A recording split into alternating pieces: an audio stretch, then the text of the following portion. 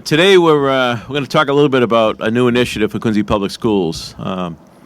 Before I do that, I was at the Arts Fest on Saturday, and I met a number of new people, and a wonderful young couple introduced themselves to me and said they moved to Quincy 3 years ago. And they did a lot of research before they chose Quincy, Mass. But one of the big factors was what school system they were going to send their children to. And they chose Quincy, Massachusetts. That speaks volumes, I think, of how far we've come as a city, as a school system, and I'm certainly so proud of QPS and all we do for the families of the city and certainly the kids that are in our care each and every day. Today we're announcing the purchase of this site, what you see behind me, which has been on the market for some time. Eastern Nazarene College is the owner. One of the vice presidents is here, Larry Bullinger. Larry. We're still in final negotiations through the broker, but we expect to complete that sale very, very soon. And we'll be presenting a package to the City Council on Monday night that I expect that will go into committee for $8.5 million, which will include the purchase of the building and money for renovations and upgrades to the building for the space that we're creating here. And part of the program in our school system is how we care for all of our families. Those families that have some kids that have certain challenges, and that's what we're going to be dealing with this building. This will be a learning center for many of our children who have special needs. Today we send out a lot of children outside of our district to get the care and specialties that they need with their challenges. With this building, we'll be able to keep many of our kids here in Quincy without having to be on a bus at least an hour or two a day to and from their home in Quincy. I think that is awesome just to start with. We have incredible staff and leadership that I know are going to put together an incredible team here that'll be second to none. And at the end of the day, with the acquisition cost, the upgrading cost, the cost to staff the building and maintain the building, we'll be saving money. So this is a win-win for the families of our city, but also the taxpayers of our city. And I'm very delighted. Now, it's the start of a process. They go into committee at City Council, and once that approval is made, it comes over to school committee, at which time the school committee will work with the superintendent on the specifics of the programming. And then, of course, the next fiscal budget will reflect this new, hopefully, this new program that we'll be offering as a city and as a school system. There are a number of colleagues in government here with me this morning. I did want to recognize in the back row here, we have City Council at Large Noel DeBona, Ward 1 Councilor Dave McCarthy, Ward 6 Councilor Bill Harris. We have Vice Chair of the School Committee, Emily Lebo. We have School Committee members Paul Pagoli and Kathy Hubley, and this sits in Ward 5, the Ward 5 Councilor Kristen Hughes. I appreciate each of you for being here this morning and for your commitment to our city and to the education of our kids. I also want to acknowledge the president of Quincy College, our good friend Mike Bellotti, Deputy Superintendent Kevin Mulvey, and the leadership team, and Allison Cox, who's president of the Quincy Education Association. With that, I'd like to have the superintendent, who's an incredible leader for our system, to come up and maybe expand on this a little bit. Superintendent.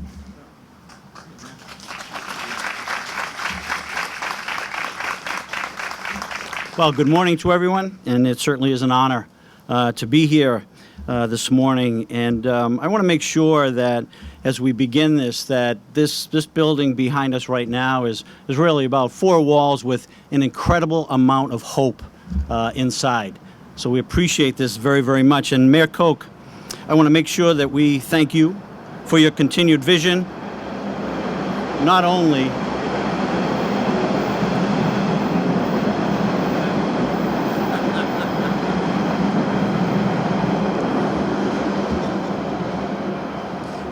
your continued vision for not only our school system, entire school system, but on this very, very proud day here on Old Colony Ave, our focus is in our special education students and their families.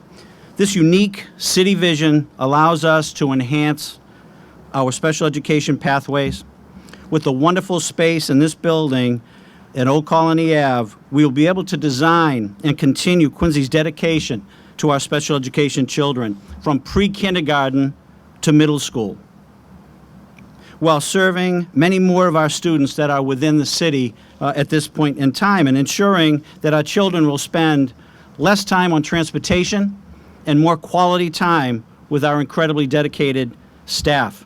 It'll also allow us to enhance parent involvement with a very, very unique parent center, allow us to limit site and program transitions for our students because this will be their school. We will offer integration opportunities, the ability to bring back to Quincy Public Schools many of our students that are in outside placements. And our school system, the opportunity to collaborate with other school systems who may want to send their students to our special education program. And for our staff, this building offers so many opportunities to collaborate, to support, and to closely communicate with each other about our most special clients, the children of the city of Quincy. You know, Steve Jobs once said, "Design is a funny word. Some people think design means how it looks. But of course, if you dig deeper, it's really how it works."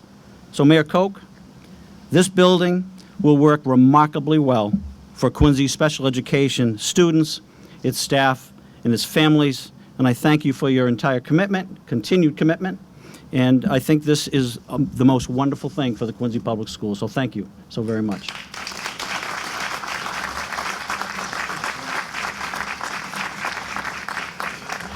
Thank you, Superintendent. Quincy Point kid, you're flustered by a leaf, huh?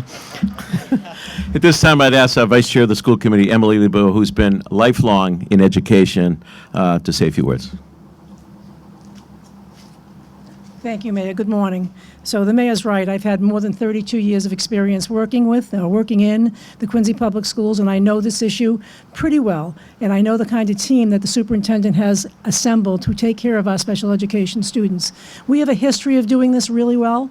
We know how to do it. We've done it at the Early Childhood Center, which is a phenomenal location where we hold so many of our great students for as long as we can. And this is going to allow us to keep so many more of those kids in our district where we know our educators and we know what they're getting. I'm going to look forward to collaborating with my colleagues on the school committee, not only Mr. Bergoli and Ms. Hubley, but everybody else on the school committee and the QPAC, the Quincy Parent Advisory Council, and our special education subcommittee team to do an analysis with you of the programs and to see which things would work best here and how, and so we can offer our full support, and we'd love to get busy on that work. So I thank you very much for this opportunity. I thank the mayor. I think this is visionary. I really do. We have been looking for it for a long time, and we've had issues. It comes up every year.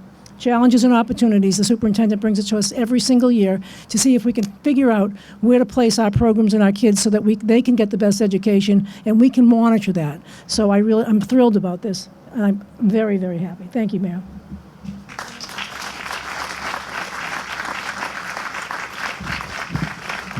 Thank you, Mrs. Lebo. We'd be happy to take any questions at this time from our reporters or anybody out there. Scott?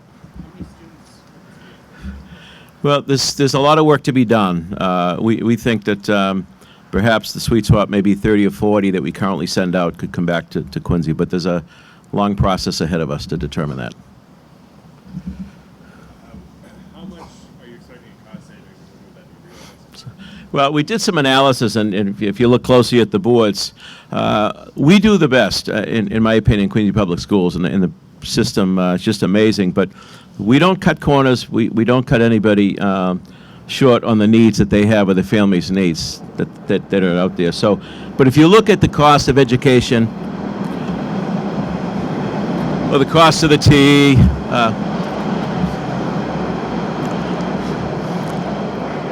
the area of special education has grown at a higher rate of cost than regular education. So for us to be able to do programming, quality program in-house, and at the same time save some dollars to the taxpayers of the city, I think it's just a win-win.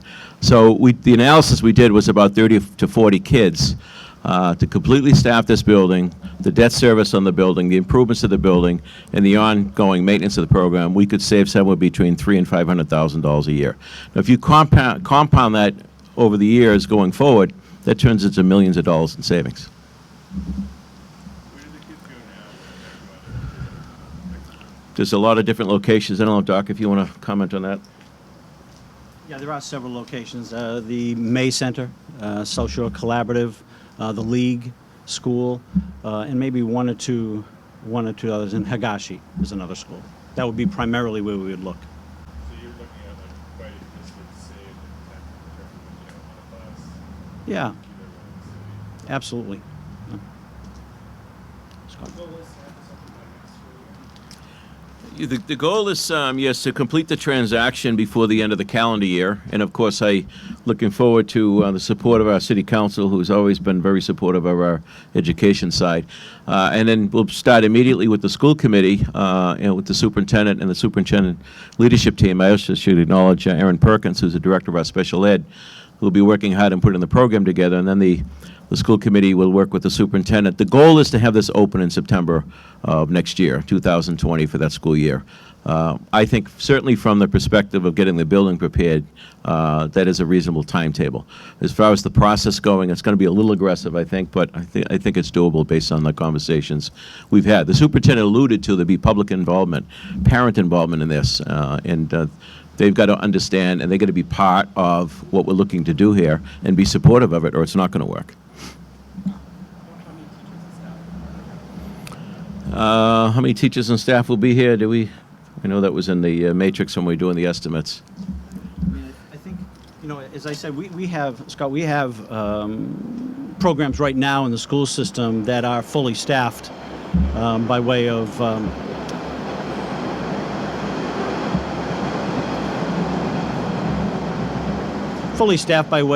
teachers, paraprofessionals, administrators, therapists. So we have those right within our school system. So they certainly may be coming here as we proceed in the whole process. So, you have those students. We probably have 33 classrooms in the school system right now. So we have a lot of resources now, and then we'll be increasing as we see how many students come back to us. And then how many students maybe from another school system want to come back. So that part of the staffing would remain probably in the process within 2 or 3 months down the road. Is there an average cost for a student that gets transferred to another school? I'm not sure if we came up with an average cost. It just differs. It could be $80,000 to $100,000 with transportation and tuition. Yeah.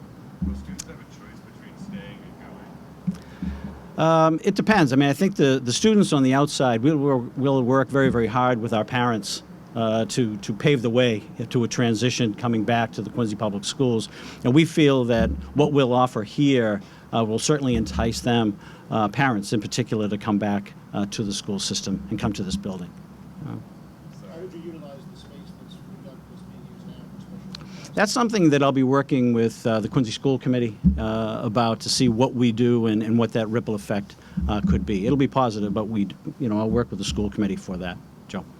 So there's 30 to 40 students sent out of districts now, and the expectation is hopefully that all of those students come. Yeah, there are more students out than the 30, 40. I think the 30 or 40 is what we range, in looking at some of the students and situations that we're talking about that range with the mayor. How many go out now?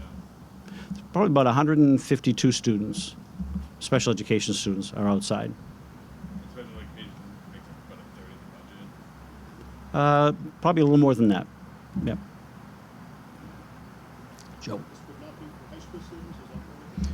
No, at this time we're looking at pre-kindergarten and to middle school with integration, which is a good thing. Yeah. Is that? Thanks. Any other questions? Awesome.